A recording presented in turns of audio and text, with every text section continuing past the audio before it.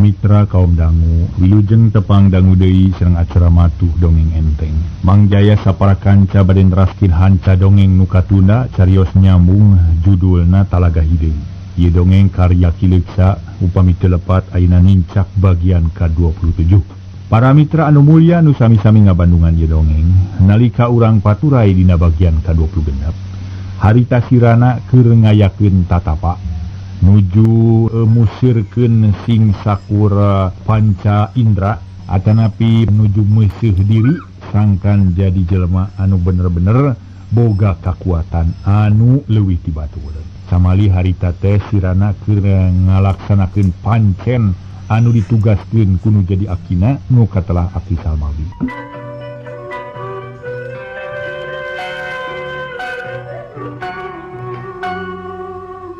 Para mitra anu mulya, harita sirana peureum deui. Kayakinan beuki teteg kapercayaan kana dirina beuki kuat. Sirana teu ngarasa sieun jeung teueung siap pikeun nyang hareupan naon-naon nu bakal kajadian. Ai, hayam naon ulin wayah kieu di walungan? Sirana heran panon melong ka anak hayam. Tapi tetempoan beuki lila beuki surem. Sarta anak hayam robah wujud jadi anak ucing nu rupana bodas. Pating kuriling kawas nukur newakan lau. Lila-lila tetempoan sirana robah deui. Anak ucing teh robah wujud jadi orok tapi buukna panjang. Tungtungna goak sada sora orok ceurik patemalan mata keueung. Puriding bulu punduk sirana muringkak, sakujur awak jadi paranas tiris.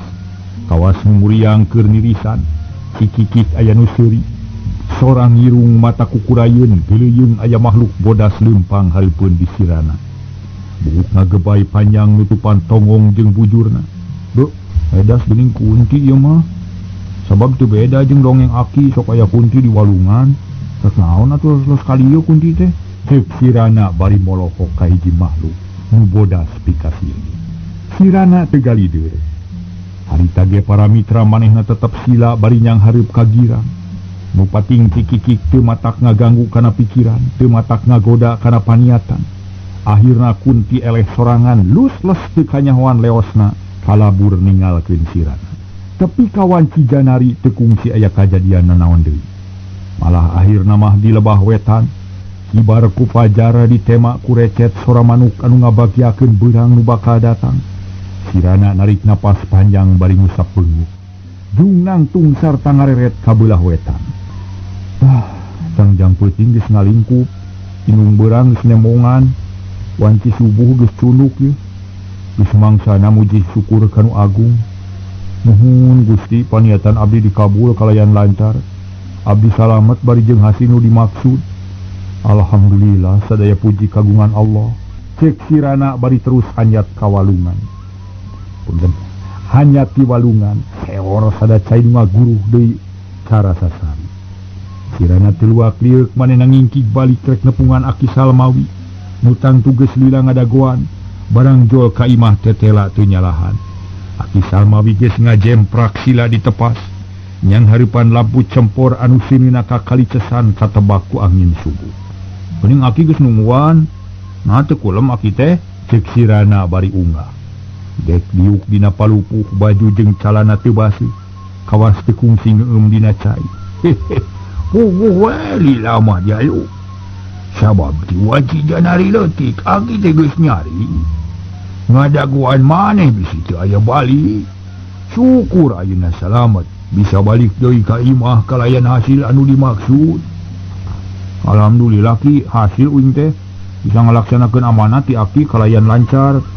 Tapi uing penasaran Ki, sabab loba kejadian nu teu kaharti, nu teu kapikir ku utek uing, ceuk sirana bari ngusap tarangna. Puguh Aki Salmawi meni colohok pok nanya. Ay, nah naon nu teu kapikir teh euy. Meni acara reuwas deui Aki mah. Darak-dak sirana nyaritakeun pangalamanana, dibejakeun kabeh taya nu kaliwat. Ku Aki Salmawi di Bandungan kalayan daria, hayang nyaho kana pamangi sirana salila aya di walungan. Nok itu pengalaman uing teh Ki, naon hartina teh Ki? Teu kudu heran kana. Da eta mah biasana. Buktina kumaneh kapang. yen cai jeung angin katut anu sejen teh kabeh oge bisa dielehkeun ku niat anu kuat ku iman anu utama. Cai moal daek ngaganggu lamun urang geus nyaho naon ari cai kitu deui angin jeung sasatuan kabeh oge moal ngaganggu lamun urang geus nyaho sarta sadar kana riwayat pangeusi alam. Baik lenyepat lantaran sakur nu kapangi peuting tadi kabeh oge ukur gambaran anu kudu diaji eusina di lenyepan hartina. Tapi kahade ulah salah harti, ulah mikiran wujud oraina, ulah mikiran wujud kuntina, tapi pikiran teh niat jeung tujuan urang nu utama nu teu bisa diruntuhkeun ku naon bae oge. Taya teh ji ajaran nu penting pikeun urang mahrana keur nganelan kaimanan, ngaronyatkeun takwa jeung nguatkeun kepercayaan kana diri pribadi. Saripati tina eta kajadian taya deui iwah di kieu. Cita-cita jeung tujuan bisa kahontal atawa bisa laksana ku jalan metakeun akal tarekah anu hade.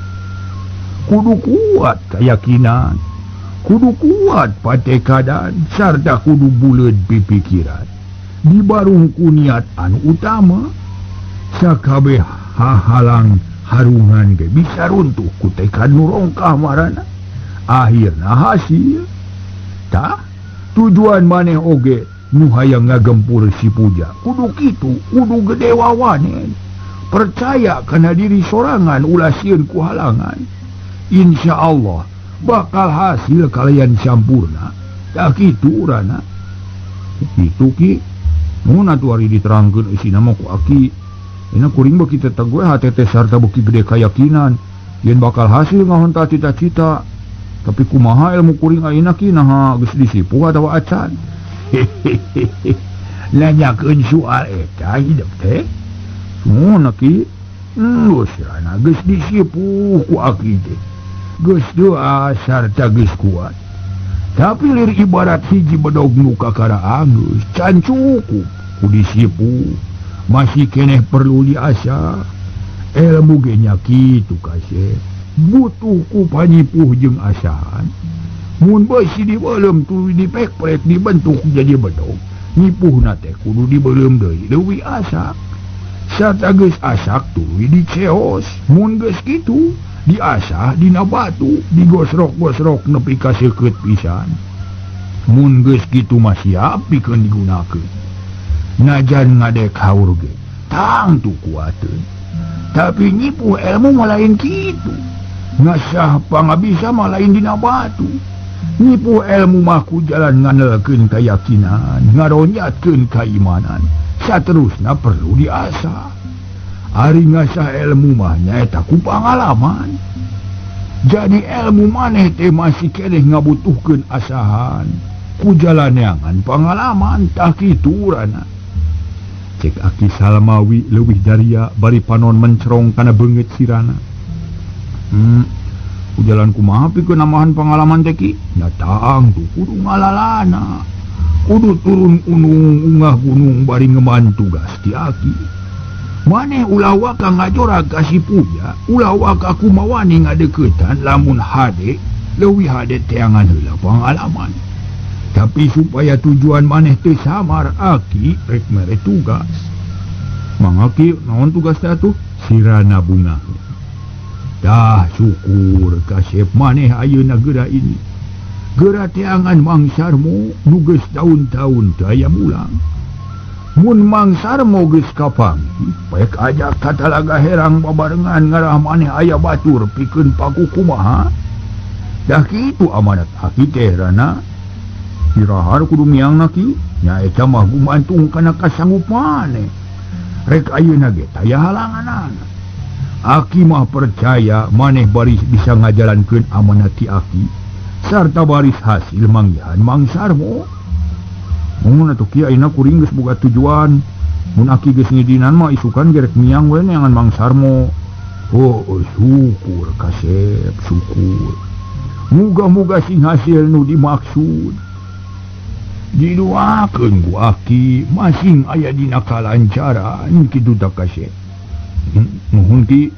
Ayeuna kuring geus boga tujuan mun Aki geus ngidinan mah isukan we rek miang neangan mangsarmu. Nya syukur. Syukur. Sirana ngaleos muru pancuran para mitra sadaya. Harita keneh lantaran harita teh manehanana bisi kaburu kabeurang manten ngalaksanakeun salat subuh. Kalayan teu loba catur perak duanana ngalakonan salat subuh ditumu ku wiridan. Hatena neda kanu maha kawasa sangkan maksud di sirana aya dina kalancaran. Kocapkeun isukna sirana amitan ka Aki Salmawi. Leos init ningalkeun Akina dibarengan ku pidua. Sirana make pakaian kawas jawara, calana pangsi baju kampret cing sarwa hideung, sarta dina cangkengna nyoregreng bedog. Ari sirah diiket barang bang semplas. Atuh najan budak keneh oge mun katempoti kajauhan mah jiga jawara kahon. Sirana harita kocapkeun para mitra meus nurung tug mudun ningalkeun ponclot Gunung Mandala. Dina hate geus ngancik hiji niat nu kuat yen manehna moal wakamulang ka Akina. Lamun can hasil manggihan mangsarmu, oge geus kuat kayakinan yen dirina dina hiji mangsa rek ngayakeun balitungan jeung nu ngaran Nyi Puja. Poe ieu poe cikal ngapikeun aing sabab poe ieu aing baris ngincak alam bebas. Ngasah ilmu pangaweruh, neangan luang jeung pangalaman, pikeun ngasah pangabisan nu geus aya. Muga-muga si Puja tereh beak kajayaanana keuna ku apes sarta eleh ku aing. Oge muga-muga mangsarmo bisa tereh-tereh kapangi. Kitu ceuk gerentes hate sirana nu dongjon leumpang. Manehna teu waleh jalecok dina hatena sarta sawangan geus kebat kanu anggang nyipta nu bakal kaalaman jeung kajadian, tapi manehna teu salempang sabab geus sayagi pikeun yang hareupan naon nu bakal katsot. Para mitra anu mulya nu sami-sami ngabandungan ieu dongeng. Cag urang tuna heula lampah sirana kocapkeun deui dua jago nu ngaran Karji jeung Uhyi. Sabada tarung jeung Sarmo duanana kebat lumampah kanu jauh. Rek ngadon reureuh bari ngubaran puhu leungeun Mang Karji anu kakeunaan ku Peso Balati. Di hiji tempat sisi walungan duanana eureun tumaninah nakar. Mang Karji teu loba mikir sret nyabut peso nu rancep dina puhu leungeun. Burial getih bijil tapak karasa panas semu ateu. Uye, wayahna neangan ubar euy. Lantaran dadu najan leutik ge ngabahayakeun. Pugu peso make racun atuh. Mang Karji bari nungkupan tatu ku jempol leungeun kenca. Naon atuh barna? Tuh dina rungkun haur, sok loba orai walang. Lamun aya newak hiji terus alapeudana, hambruna. Nya, buru-buru ieu bisi racun tina peso sumaramah manten kana getih urang. Mang Uhyi teu loba cacarita pelecet init ngajugjug ka rungkun haur. Anu ceuk panuduhan Mang Karji loba oraina. Barang gok kadinya tetela teu nyalahan lantaran hanapeun haur aya guha meni gerwong. Di handapna aya cai macak-macak pantes naker keur pangulinan orai-orai walang. Mang Uhyi tumpa tempo bari ati-ati mun rek nincak teu oleh alak ilik heula. Bisi aya orai orang ngalengkong, aya orai walang ngarengkol. Nu akhirna matak cilaka. Barang keur luak lieu kitu korosak dina rungkun haur aya sora. Kebeg Mang Uhyi ngarenjag. Ret ditampo breh aya orai walang sagede indung suku mening molotot atuh para mitra sadaya sarta geus culeung rek macok ka Mang Uhyi. Hehehe, nah kadala teu hese neangan teu geuning euy ditewak sia ku aing. Mang Uhyi ngalugas bedog tecek keplas dingas dahan selong nu ngaroyom ka manehna. Ngan sakilat dipake neungeul hulu orai hiu bak puringkal orai teh paparingkelan bari hulana nyusup kana runtah nu geus pejet. Mang Uhyi ge teu mikeun kasempetan kepunuk orai dicekel. Tuluy dibawa ka Mang Karji nu geus ngadaguan bangun teu sabar. Ulah dikitu-kitu atuh geuwat baset beuteungna, ala hambruna, ceuk Mang Karji beuki teu sabar. Sok sieun racun peso sumaramah manten ka sakujur awak. Ari Mang Uhyi teu loba omong terus ngalas hampru orai. Sanggeus beunang dibikeun ka Mang Uhyi ledak-ledak hampru orai teh dipake ngabalur tatu. Malah diwawalkeun kana tapak peso nu cukup jero. Wah, teteges kieu mah. Wariwang teuing euy, ceuk Mang Karji bari ngadayagdag kana batu. Panon melong kana cai walungan. Syukur ari moal katutuluyan mah atuh. Sabab mun racun geus sumaramah kana awak, urang bakal cilaka. Kumari si Sarmo teh. Naon sababna manehna jadi kitunya? Jadi kawas-kawas nu aya mantuan tadinya jalma sakti. Nu aya setakuangeun manehanana?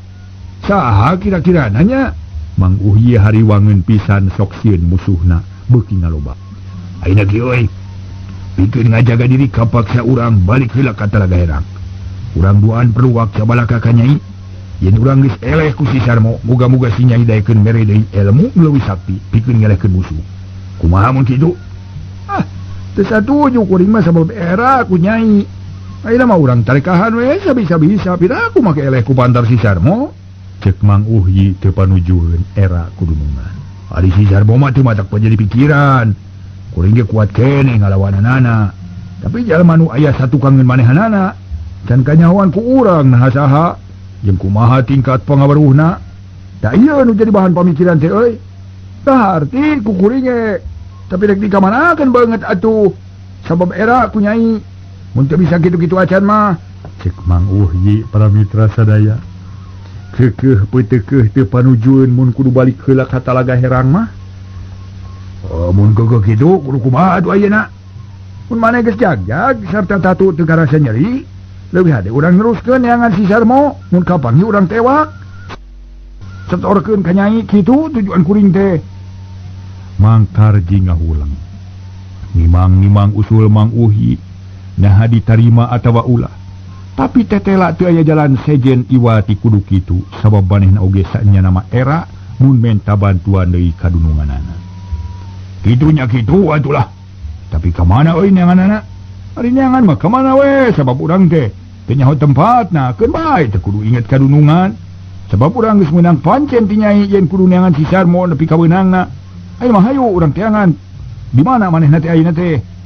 Hayu urang init susuganan milik. Mang Karji nangtung bari ngarampat atu. Karasa keneh nyeri ngan teu dibarengan ku ateul ayeuna mah. Geus kitu mah beraduanana miang nempuan Mang Sarmo nu dianggap jadi musuh gerot.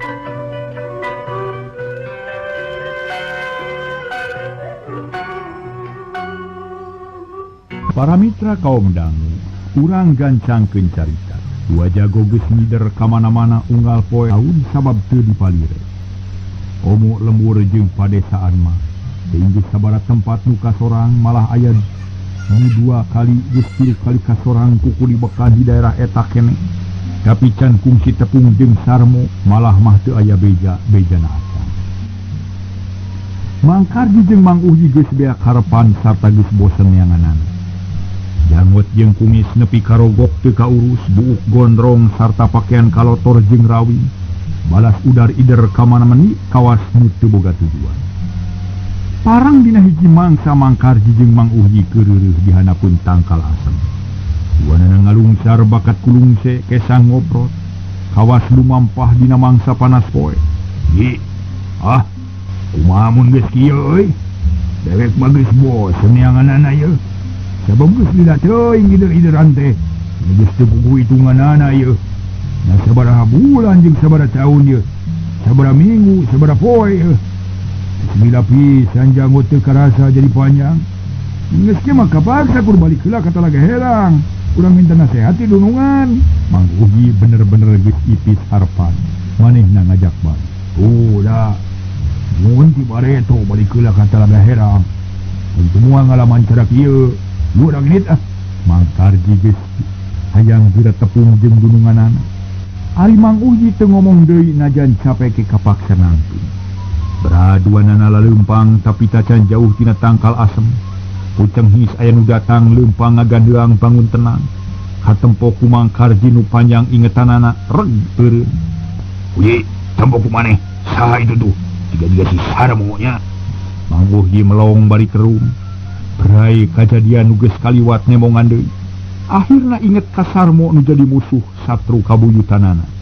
Najan ayeuna aya parobahan ge teu burung apal. Sabab sidik dina cara leumpang jeung dedegan. Sedeng pakaian geus teu puguh rupa kalotor jeung rarawing.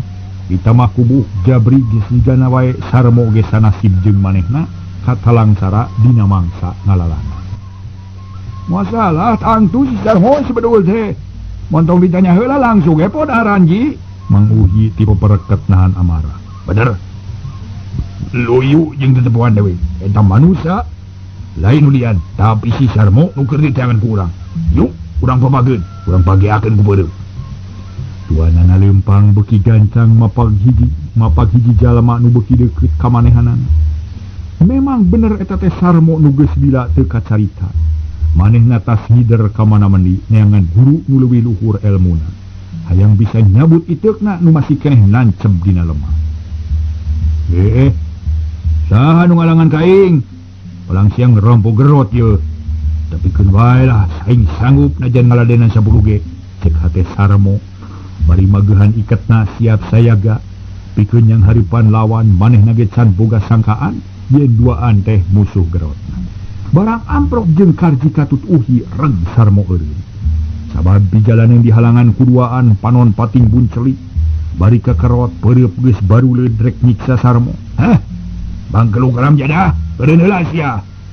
Mun teu ngagugu di podaran sia ku aing geuleuh. Cek Mang Karji bari niron-niron hiji begal. Puguh we Sarmo bening ajengho.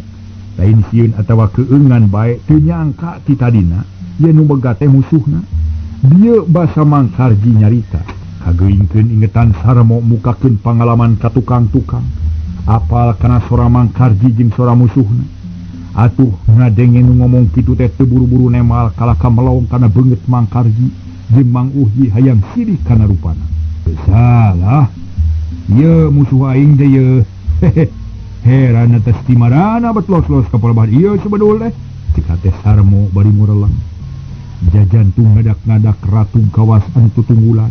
Hate panas pinuh ku amarah kacece beuki namahan. Manusia, kunaon kala kacolok, ha? Sok tuna barang-barang ilain. Mun teu rek nuna, beuheung ye, teu ngadipungal ku aing geuleuh. Rek milih nyawa atawa harta? Cek Mang Karji nyentak deui. Kituna teh bari maju salengkah sarta peureupna beuki ti peperetet. Tadi aing mah teu boga harta, iwa ti baju saraket awak ditambah ku badog jeung peso hiji. Aing mah masrakeun nyawa. Sabab eta ge lain milik aing leuh da aing mah darma ngalakonan hirup. Aing ge moal masrakeun harta sabab aing mah teu boga. Sarmo nemalan kalayan tenang. Teu ngarasa ginir atawa rempan puguh we.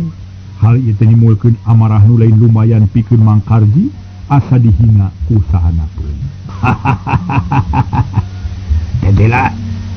Tetela siapa kene ka aing? Memang bener aing si Karji urang talaga herang. Badega nyipuja. Nu gaga sakti mandraguna. Tayina ngahaja datang neangan sia rek dipodaran ku aing sarta dipenta tanggung jawabna. Geura siap-siap pikeun mapag malakal maot deuleu. Sabab umur sia ngan tepi kadang ieu. Bener mo, si aing ngahaja magatan sia deuleu. Rek ngayakeun walitungan. Sakabeh kasalahan sia kudu ditebus ku nyawa jeung getih. Mang Uhyi milu nyarita huntu kekerot nahan amarah. Ngadenge kitu Sarmo teu nema deui. Panon rutret ka musuhna nu dua bari teu weleh sayaga pikeun narima naon-naon nu bakal kajadian. Sarmo waspada manehna bakal manggih kasulitan nu pohara lantaran geus kaijir yen musuhna teh lain lawaneun manehanan. Mo, kunaon sia ngaulang ha? Geus hayang modal sia? Wal pae jeung hirup we urusan manusia, sabab jodoh pati bagja cilaka angin Allah nu nangtukeun. Manusia mah darma wawayangan. Alah, hirup katungkul ku pati pae teu nyaho dimangsa. Usik malik dikersakeun ku anjeunna deuleu. Montohut pari dieu si Sarmo. Lain tempatna euy. Ieu geura ladenan aing ieu. Serepet Mang Karji ngalugas bedog. Sesikeutna ngagurilap katojo ku panon poe. Hal eta matak ngaruntagkeun hate Sarmo sabab geus nyaho kana kakuatan musuh nu dua. Tapi najan bari jeung kitu ge Sarmo teu boga niat rek ngejat sabab boga keneh andalan saeutik pikeun ngayonan musuhna. Ditambah ku wawane nu kuat, teu boga sifat ipis burih nganar jangjang, ngeplek jawer nganar jangjang. Atuh najan yang hareupan musuh nu kuat oge Sarmo tetep teger hatena, siap pikeun ngayonan musuhna. Sarmo, geura samat inung bapa. Geura tungkul ka bumi, geura tangah ka langit. Geura papatkeun jampe paeh deuleu. Sabab umur sia geus nyieun poe bungsuna. Ayeuna geus ninggang kana mangsa. Niti wanci nu mustari nincak mangsa nu sampurna pikeun tumiba sang ajal. Rasakeun Sarmo. Seak Mang Karji nyabetkeun bedogna meninggal lepat. rek migas beuheung Sarmo. Tapi Sarmo geus siaga manehna ikat mundur salengkah bari ngelok. Plos serangan Mangkarji gagal. Jados ya. Bisa kene usik si bedul des ya. Alah mun tong ngahina Karji aing geuleuh budak korok geuleuh lah. Tema Sarmo bari ngalugas bedog boga niat rek ngayonan satekah pola ngadu bedog jeung Karji. Ye, mantong dibawa ulin euy podaran sakalian tuman. Mang Uhyi gregeteun. Hayang geura nempo musuhna rubuh. Tapi manehna teu pipilueun nempokeun we bari nangkeup harigu. Sok maju sia duanana sakalian lah. Wani mau ulangan ukur ngabacot we sia. Ai sora harus dasar lodong kosong ngelentrung. Sarmo mah panas musuh. Puguh Mangkarji asa dihina. Kadedan heula si aing kurang ajar montong saraka. Aing ge sia moal seueuh modaran mangkeluk sauru model sia mah. Modal sia Sarmo. Sabrut narajang. Bedog nepik ngahiuk rek ngaburak-barik iga Sarmo. Tapi Sarmo ge sayaga atuh barang nempo bedog musuh ngolepat sakilat ditakis ngagunakeun gerakan tanaga nu stieuh. Nyata paramit tanaga tilu parapatna. Siuk tang puricak kemang sinu muncrat. Bedog Mangkarji rompang dua sarta dampal leungeunna karasa menising sireumeun. Rompang dua dim maramit rompang dua. Setan alas yang ngahina ka aing kurang ajar. Lalu ngahina rek di podaran sakalian sakuaing geuleuh. Tuman lah model sia mah. Montong hayang hirup di alam dunya. Tu bagianana di neraka sia mah. Sarmo teh eleh ketak. Kituna teh bari ngayunkeun pedog siuk-siuk dibubat babitkeun para mitra. Pikenca kakatuhu sarta tika kuhu kakenca. Gerakan nyerong kaluhur kahanap ngancam peheung jeung cangkeng musuh. Ulah ajar. Ngagunakeun jurusna naon sia kurang ajar. Dikira aing rek sieun ye lawanan ye. Sileng Mangkarji mundur heula. Manehna ngawahan bari narik napas panjang. Bedog diputerkeun dipake ngabenteng diri. Dina awahing ku tarik-tarikna gerakan bedog awakna nepi kang hilas. Kabungkus ku sinar bodas. Malah mah matak serab katempona lantaran gerakan bedog Mangkarji katojo pisan ku panon poe. Yuh, bangsa sia ditobros ya ku aing mah. Sarmo jadi panasaran. Manehna ngeureunkeun gerakan bedog panon seukeut neuteup kana gerakan musuh neangan lolong terang pikeun ngasupkeun panarajang. Sakilat ku Sarmo katempo gerakan musuh teh anu ngabahayakeun teh ngan ditungtung wungkul. Sedengkeun di tengah namah kosong molongpong ukur perah bedog jeung leungeunna Mangkarji. Kalayan teu panjang mikir saberut Sarmo narajang ku jurus lempeng rek tampus pertahanan Mangkarji tapi tang dua kali bentrokan lumangsung.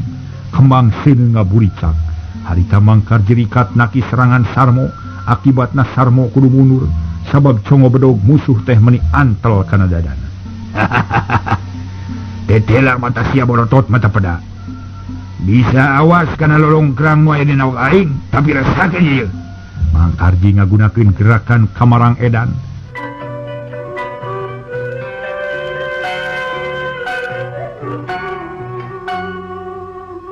Para mitra kaum dangu, Sarmo rada leuwas lantaran serangan Mangkarji teu bisa diteguh. Parobahanana dina sakiceup bisa 2 atawa 3 kali robah. Hal ieu matak ngabingungkeun pikeun Sarmo ukur cudag cidege bari nyingkahan serangan musuh. Jiga jalma nu keur ditapuk Kamarang atawa engang mah. Tapi lila-lila Sarmo sadar yen manehna kudu musirkeun perhatian pikeun ngajaga sirahna nu tuluy-tuluyan diancam bedog. Kamarang Edan teh engang cenah. Aing nyaho ayeuna mah musuh teh ngagunakeun jurus Kamarang Edan ye. Keun si aing mah boga antina. Gareng pesate Sarmo bari tuluy ngawangun kuda-kuda hanap. Meyekeh satengah badan tanaga museur dina dampal leungeun katuhu. Seak-seak muterkeun bedog nepikeun ka ngahiuk bakat ku tarik sarta katempo ti kajauhan jiga payung wajah muka cida kuatna. Serangan Mangkarji taya nu hasil unggal nyamer kaburu kasabat ku bedog Sarmo. Nepi katrong terang mata klinu di barungku kemang seuneu pating burisak. Mangkarji ngarasa kaget lantaran jurus Kamarang Edan nu kasebut ampuh, tapi Sarmo bisa ngayonan, malah mamatak ngabahayakeun kana dirina. Tungtungna jeleng Mangkarji mundur gerakanana eureun. Ngan sakitu gerakan Kamarang Edan teh? Aya nu leuwih ti kitu eueuh, cek Sarmo lugina hate. Asa puas jeung panuju sabab musuh kateguh modalna. Bari jeung bisa dilawan.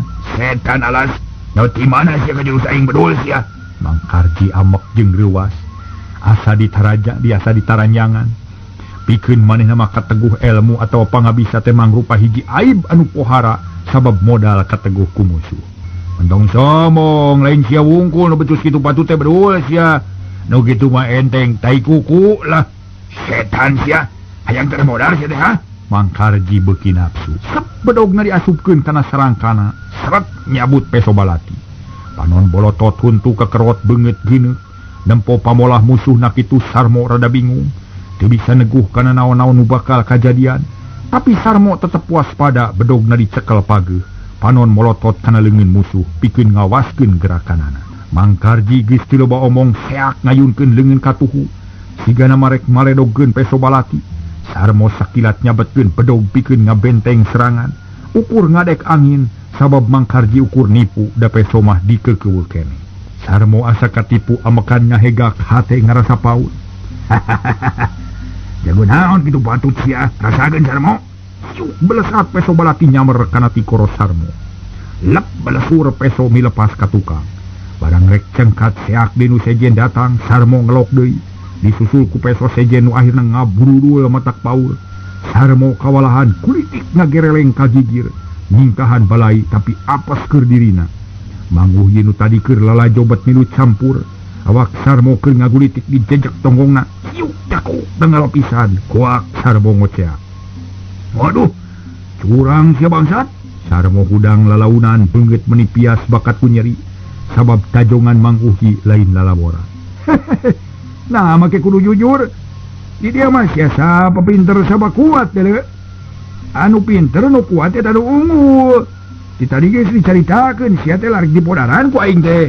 Nah, make ulah curang sia. Manasina urang teh keur naon atuh. Soal tarung mah papinter-pinter we, papelit-pelit deuleu. Nah, manusia burung ram jados sia kurang ajar. Licik sia curang teu gableg era. Sajeun wani ukur ngabongohan. Jago naon kitu patut bari oge. Cek Sarmo bari muringis. Cangkeng namanya asa potong.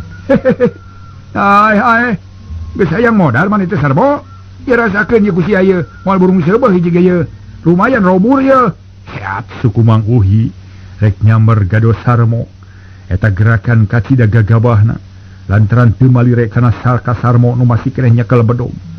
Sarta siap pikeun naki serangan musuh.